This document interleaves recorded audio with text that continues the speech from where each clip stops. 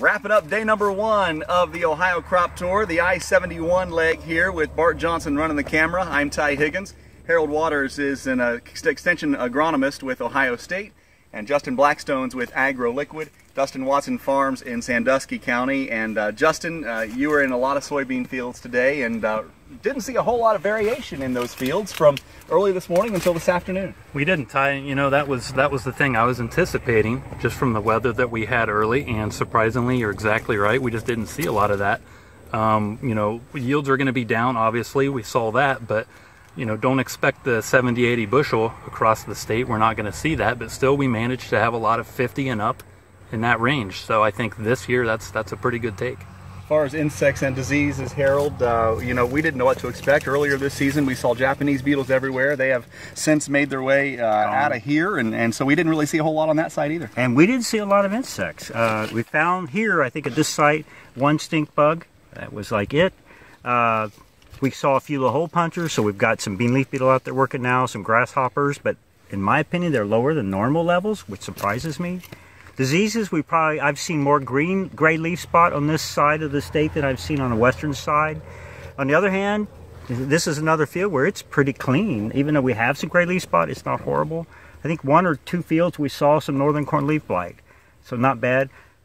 2 fields we saw some frog eye, but we had to look hard to find that in the soybeans. So even there, not that much disease. When people ask me where I'm going to be for these next 2 weeks, I tell them in the middle of a cornfield somewhere.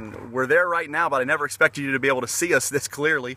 We're in a wet spot here in our last stop, and Dustin, we haven't seen any of this until just now, but needless to say, after the wet weather we saw in the spring and early summer, there could be more places like this all around the Buckeye State. Yeah, I truly agree with that statement.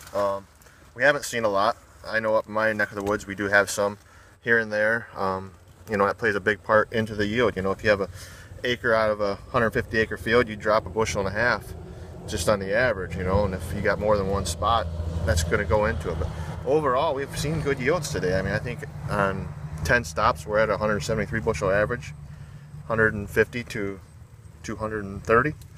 So it's looking pretty good, I guess. Just depends on how many drowned out spots are out there. If you happen to miss some of our coverage, you can find it all right now online at ohioagnet.com, and you can find out what we saw throughout the northern half of Ohio. We start in central Ohio and work our way south tomorrow for day number 2 of the Ohio Crop Tour, brought to you by AgroLiquid, for the soil, for the plant, and for the future. I'm Ty Higgins on the Ohio AgNet. We'll see you down the road.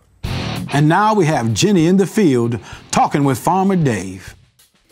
Dave, this corn has some noticeable differences. Tell us what's going on here. Well, I know AgroLiquid had helped me out a lot last year, but I've been using my old fertilizer program for a long time. So I decided to do a comparison, AgroLiquid versus a conventional program. So far, the differences are pretty obvious. Looks clear to me. Absolutely. AgroLiquid is going to take the championship here.